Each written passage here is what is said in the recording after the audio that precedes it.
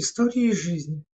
Прежде чем я вам поведаю этот интересный рассказ, подпишитесь на канал, поставьте лайк и напишите любой комментарий.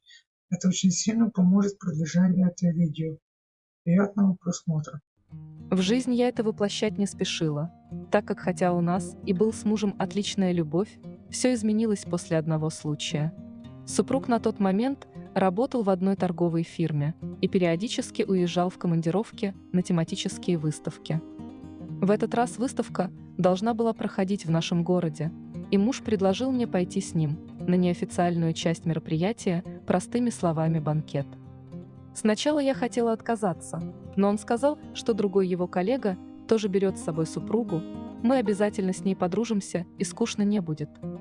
Одев комплект красивого белья, чулки и достаточно короткое платье с большим вырезом, которое выгодно открывает мою грудь, вызвала такси.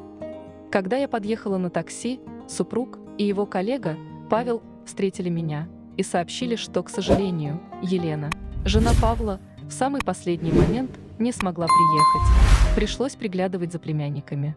Но ребята поспешили меня заверить, чтобы я не волновалась, и они не дадут мне скучать сегодняшним вечером. На банкете присутствовало человек около 40, в основном это были одинокие мужчины, но также были и пары. Поначалу все были довольно скованными и вели себя уж очень официально. Несмотря на то, что постоянно играла фоновая музыка, все только сидели за столами и трапезничали. Меня посадили между мужем и Павлом, так что мужским вниманием я обделена не была. Супруг следил за тем, чтобы в моем бокале не заканчивалось шампанское, а Павел постоянно поддерживал наш общий разговор и шутил. Так что, в принципе, я через некоторое время уже чувствовала себя достаточно раскованно и непринужденно. Спустя пару часов, когда некоторые из гостей уже покинули мероприятие и остались только самые стойкие, ведущий вечера объявил, что пора бы уже начать сжигать калории, и пригласил всех на танцпол. К тому времени поднабравшиеся ребята уже вступили в жаркие дебаты с кем-то из конкурентов по бизнесу и напрочь позабыли обо мне, что уже начинало раздражать. Но тут к нашему столику подошел молодой человек и пригласил меня на медленный танец. Я сказала, что здесь не одна, и указала взглядом на супруга. Тогда он, обращаясь к мужу, спросил, не позволит ли он украсть для танца прекрасную жемчужину этого вечера. Мои щеки мгновенно покрылись румянцем. Ну а муж, всего на секунду отвлекшись от яростных разговоров, смерив взглядом подошедшего, лишь кивнул ему в ответ.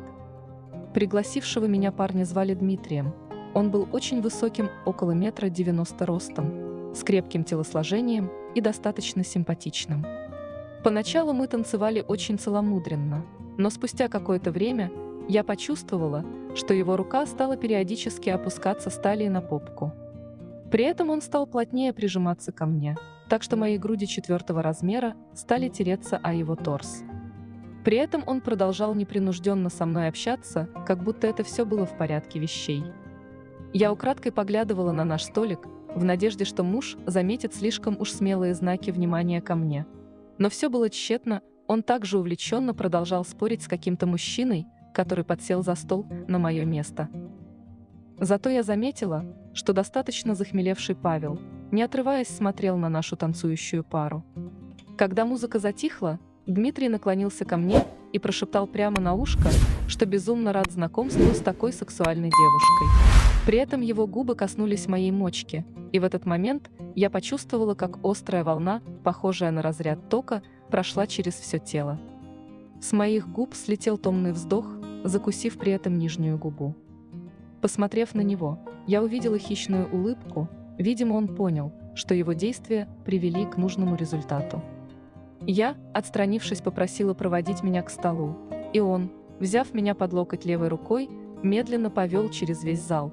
При этом правой рукой он довольно по-хозяйски взял меня за задницу. Подойдя к столику, он галантно поцеловал мне ручку, сказав, что надеется сегодня еще на один танец. Вся эта ситуация не на шутку взволновала мое женское естество, так что я почти залпом осушила услужливо поданный мне бокал шампанского Павлом. При этом он начал смотреть на меня как-то по-особенному, оценивающе, что ли. Мы еще посидели, выпили, при этом Паша стал периодически осыпать меня комплиментами. То руку мне на колено положит, то приобнимет как бы в шутку. На следующий танец я потащила своего уже хорошо пьяненького муженька. Во время танца я честно сказала ему, что если он не перестанет набираться алкоголем, то меня точно прямо здесь тут и сделают то самое. На что он сказал, что это все глупости, и вообще, если что, Пашка все проконтролирует. Но я-то понимала, что Пашка на самом деле, и будет, если что, первый из желающих. В общем-то, муж не внял моему предупреждению и продолжил усиленно возлияться. Я к тому моменту тоже выпила уже достаточно и стала уже открыто отвечать на ухаживание мужчин. А так как женщин на вечеринке осталось уже немного внимания, было более чем достаточно. Шампанское окружило голову, и я уже не стесняясь танцевала одна в кругу мужчин, которые все чаще как бы невзначай прикасались к моему телу. Какой был кайф! Столько внимания от незнакомых мужчин, и самое главное, можно было никого не стесняться, ведь завтра я из них никого не увижу. Из динамиков снова послышалась медленная музыка, и мужчины наперебой стали приглашать меня на танец. Я взглядом поискала мужа или Пашу, но никого в зале не увидела, видимо, они вышли на улицу на перекур. Поэтому я уже собиралась направиться к нашему столику, когда почувствовала крепкую мужскую руку у себя на заднице. Это был Дмитрий, который тут же, развернув меня к себе, лицом начал кружить меня в танце. Моя голова слегка закружилась, и я, потеряв равновесие всем телом, прижалась к нему. Так как основное освещение на время танца было выключено, его руки тут же занялись изучением меня. Поняв, что композиция подходит к концу, он сказал, что ему пора уходить. Завтра с утра очень важная встреча, но после обеда он будет ждать меня в гостинице в своем номере и дал мне визитку. Еще раз поцеловав меня, он направился к выходу, а я нетвердой походкой к столу, за которой уже вернулись прозевавшие все на свете мужики. Время близилось к 12 ночи, и ведший мероприятие, поблагодарив всех за присутствие, предложил выпить на пасашок, то есть в мягкой форме сказал, что пора и честь знать. Но я только вошла в раж и никак не хотела ее знать. Поэтому, когда муж предложил поехать в сауну в качестве продолжения банкета, я, конечно же, согласилась. Когда подъехало такси, я усадила мужа рядом с водителем, чтобы он показывал дорогу, сама устроилась на заднем сиденье с Пашей. Мне так хотелось, чтобы любовное состояние меня не покидало, поэтому, как только мы сели в машину, я плотнее прижалась к нему. Он, в свою очередь, также крепко обнимал меня, когда машину кренило на поворотах. В ушко он стал нашептывать мне, как он может меня хорошенько попарить в сауне и сделать офигенный массаж, и не только на спинке. Если честно, я была сегодня мысленно, я уже отдалась ему, так что если он захочет, я скорее всего дам ему. Надо будет только, чтобы муж окончательно напился и уснул, но думаю, с этим проблем точно быть не должно. Пока я все это обдумывала, у него зазвонил телефон, и он сказал своей супруге, что едет с нужными людьми закреплять подписание контракта. На что она, как я поняла, поставила ему ультиматум: или он сейчас же едет домой, или развод. Но вот только семья оказалась для него дороже, поэтому он, извинившись, попросил высадить его по пути. Я, конечно же, расстроилась сорвавшемуся продолжению банкета, но резонно подумала, что муж-то рядом, и любовь у меня сегодня, хоть и не такой экстремальной, но будет.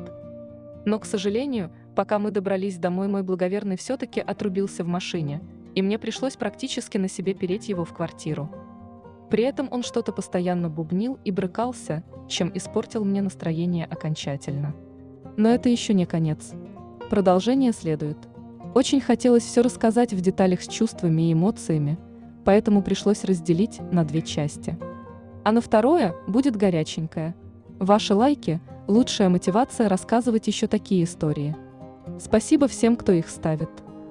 Если смотрели с интересом, не будьте безразличными, ставьте лайк.